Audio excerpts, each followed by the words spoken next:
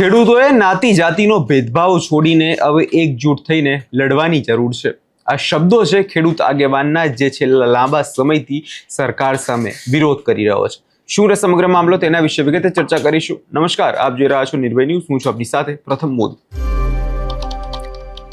ગુજરાતભરની અંદર ખેડૂતો અત્યારે વિરોધ પ્રદર્શન કરી રહ્યા છે। મોરબીના જેતપર બાદ હવે રાજકોટની અંદર ખેડૂતો અત્યારે પડધરીમાં વિરોધ પ્રદર્શન કરી રહ્યા છે અને ત્યાં એક ખેડૂત આગેવાન દ્વારા વાત ખૂબ જ સ્પષ્ટ કહેવામાં આવી રહી છે કે આપણે હવે નાતી જાતિના ભેદભાવ છોડીને એકજૂટ થઈને એક મુદ્દા પર હવે લડવાની જરૂર છે, કેમ કે આના જ કારણે સરકાર જે છે આપણને ન્યાય નથી આપતી। સરકાર આપણને અલગ પાડવાનો પ્રયાસ કરી રહી છે, પરંતુ જો આપણે એક સાથે ભેગા થઈને લડશું તો આપણને ન્યાય અવશ્યથી મળશે। વધુમાં તેમના દ્વારા શું કહેવામાં આવ્યું છે, એકવાર એ સાંભળી લઈએ। ખેડૂતોના નામ ઉપર ખેડૂતોને બદનામ કરી અને પ્રાઇવેટ લિમિટેડ કંપનીઓને પોલિસીના પૈસા આપ્યા, ત્યાં પણ આપણને ખોટી રીતે બદનામ કરે કે ખેડૂતોને તો ઘણું બધું દે છે। 2014 માં ખેડૂતનો દીકરો 1400-1500 રૂપિયામાં કપા પકવતો અને માર્કેટ યાર્ડોમાં અને ઘરારું આપણે જે વેપાર કરતા હોય ને વેચતો। આજ 15 વર્ષે ખેડૂતો જે જણસી પકવે છે એમાં જે ખર્ચ થાય છે, રાસાયણિક ખાતર, જંતુનાશક દવા, ખેડ ખાતર, ડીઝલ, જે કાંઈ ખર્ચ, મજૂરી ખર્ચ, એ બધો વધી ગયો, ડબલ થઈ ગયો।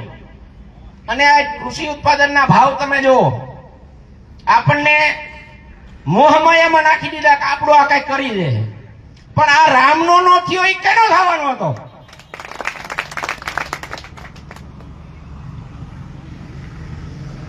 આ રામના નો થાય, કોઈને નો થાય।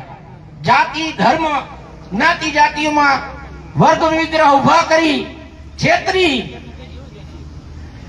જાતિ ધર્મની વાતો કરી અને ખેડૂતના દીકરાને ગુમરાહ કરી। આજે તમે જો ગામડાઓ ખાલી થઈ રહ્યા છે, મોટા મોટા સમાજના ફંક્શનો હોય ત્યારે પશુપાલન ખેડૂતોને કરવું જોઈએ, ગાય ભેંસો રાખવી જોઈએ, આવી વાતો થતી હોય, શાંતિથી સાંભળતા હોય, પણ ખેડૂતના દીકરાને કોઈ પૂછ્યું કે દૂધના શું ભાવ મળે છે?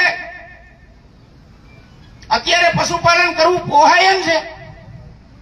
ઓર્ગોનિક ખેતીની વાત કરી, ત્યાં પણ ખેડૂતો પીસાણા। અમુક માણસો પોતાનો વેપાર કરી શકે કે જે માર્કેટિંગના માહિર છે, ખોટું બોલવાની ટેવ ધરાવે છે, બાકી તો માર્કેટ યાર્ડમાંથી માલ પેક કરી અને ઓર્ગોનિકના નામે વેચાણ કરે છે। હવે તમારે કઈ દેશમાં જવું ઓર્ગોનિક ખેતી કરવી? ખેડૂતોની સમસ્યા દિવસે દિવસે વધતી જાય છે। આજે તમારી જ બનાવેલી મંડળીઓ, દૂધ મંડળીઓ, તમે બહુ કરો, મંત્રી બદલો, પ્રમુખ બદલો, અંતે તો એ આપણા જ છે, આપણા જ વચ્ચે રહેનારા માણસો છે, પણ પીડા તો ઈ સહન કરે છે। સરપંચો, સહકારી મંડળીના મંત્રીઓ, પ્રમુખો, તમે બસ તમારા ઘર સુધી, તમારા ગામ સુધી ફરિયાદ પહોંચાડી શકો છો, પણ આ કંસ અને જરાસંધની ઓલાદો આજ તમારા જે તમે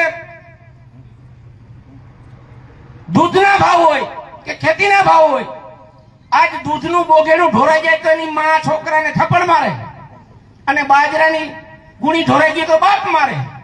અને શું ખેડૂતોના દીકરાને માર ખાવાનો? કોઈ અવાજ ઉઠાવવા માંગતું નથી। અમે તો ઘણા વર્ષથી લડીએ છીએ પડધરી તાલુકાની અંદર, કિસાન સંઘમાં, માર્કેટ યાર્ડમાં 10 દિવસ ઉપર ઉપવાસ માથે બેઠા હતા કે ખેડૂતોને પાક વીમો મળે। પણ આજથી 5000 વર્ષ પહેલા પણ દ્રોણાચાર્ય બની અને એકલવ્યના અંગૂઠા કાપવા વાળા હતા અને આજે જીવે છે। આ એની ઓલાદોને ઓળખવાનો સમય છે। જ્ઞાતિ જાતિ ધર્મ સંપ્રદાયમાં વેચાવાનો સમય નથી। આ એક થઈ અને જેમ બાપુએ વાત કરી, શક્તિસિંહભાઈએ, કે ટીટોળીના ઈંડા એ બરાબર મુદ્દો બેહે છે। અહીંયા બેસી રહેવાથી સમય નથી। એક માણસને જગાડો। આજ તમારા પડામાં થાંભલો નથી આવતો, કદાચ નહીં આવતો હોય તો તમારી ફરજ નથી? તમને પાક વીમો મળે છે, તમારી આવક ડબલ થઈ ગઈ। ખેતી અત્યારે દિવસે ને દિવસે ગામડા ભાંગતા જાય છે। તમે તમારા પૈસાના કુવા ગાળો, નહેરના પાણી તમારા પોતાના પૈસે તમારા ખેતરે પહોંચાડો તો પણ આ પરિસ્થિતિ આમની આમ જ રહેશે.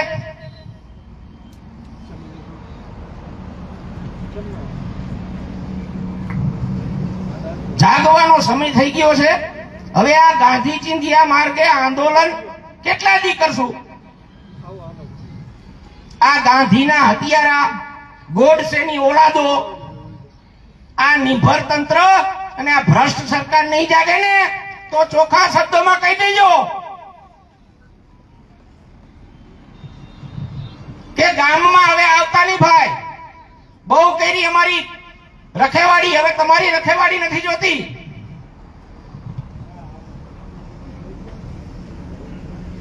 આ સહન કરવાનું ખેડૂતના દીકરાને. આજે પોતાનો વાવણીનો સમય છે અને ખેડૂતોને આ તમે છાવણીમાં બેસવું પડે. 1 મિનિટનો ટાઈમ નથી. જેને આગતરા વાવેતર કર્યા છે એને વરાપના સમયે નીંદણ કરવા, દવાઓ છાંટવી, લાઈનમાં ઉભા રહીને ખાતર લેવા, આ લાઈનો જ ખૂટતી નથી. ક્યાં સુધી આ સહન કરશું? ખેડૂતો માટે કોઈ પણ લડે એને તન મન ધનથી સહકાર આપજો અને સમય કાઢજો. હું નથી માનતો કે ખેડૂત એક નથી. ખેડૂત એક જ છે. ખેડૂત એક જ છે અને કાયમી એક રહેશે. પણ આ વાતને જન જન માનસ સુધી પહોંચાડો અને આ તોડો અને રાજ કરોની જે નીતિ છે એને ઓળખવાનો પૂરેપૂરો સમય આવી ગયો છે. આજ કેન્દ્રની યોજના રાજસ્થાનની અંદર 4 ગણું વળતર આપે. કેમ? તમે એનું સૌ જાણીએ છે. 5 વર્ષ સરકાર બદલાવી નાખે. બરાબર છે. 5 વર્ષ સરકાર બદલાવી નાખે તો ક્યાં સુધી સહન કરશો? ક્યાં બાપના દીકરા છે? આ બદલાવી નાખો ને, એને ખબર પડે. આ કાયમ ગાંધીજીની વાતો કરી સત્યાગ્રહ છાવણીમાં બેસવું, આને દેખાડી દો આપણે કોણ છીએ. જગતના તાત છીએ, ભિખારી નથી. બસ બીજું કઈ નહીં કહેતા. જય જવાન, જય જવાન. જેનો આત્મા ખેડૂત સાથે જોડાયેલો હોય, જેનું તન મન અને ધન ખેડૂત માટે વપરાતું હોય, એવા દીપકભાઈ લીંબાસે એની દક્ષતા ભરી વાતો કરી. એટલે હવે હું આગળ કોઈ ખેડૂત મિત્રને કહું કે ભાઈ આવો. અને અહીંયા તમે જે રીતે ખેડૂત આગેવાનને સાંભળ્યા અને જે પ્રકારે હવે આંદોલન દિવસે ને દિવસે ઉગ્ર થતું જઈ રહ્યું છે. મોરબીના જેતપરની અંદર જે કલેક્ટર કચેરી ગજવવામાં આવી હતી, જે આવેદનપત્ર આપવામાં આવ્યું હતું, પરંતુ આ બધા પછી પણ સરકાર જે છે આ ખાડા કાન કરી રહી છે. હજુ સુધી ન્યાય જે છે ખેડૂતોને મળ્યો નથી. અને હવે જ્યારે આ મામલો આગામી દિવસોમાં જ્યારે પહોંચવા જઈ રહ્યો છે ત્યારે જોવાનું એ રહેશે કે સરકાર ખરેખર ખેડૂતોનું હિત ઈચ્છે છે કે ખાલી માત્ર તેમને રઝળતા છોડી દે છે. આ વિષયમાં તમારો શું અભિપ્રાય છે અમને કમેન્ટ કરી ચોક્કસથી જણાવજો. અને અમારી ચેનલ નિર્ભય ન્યૂઝને લાઇક, શેર અને સબસ્ક્રાઇબ કરવાનું ભૂલશો નહીં.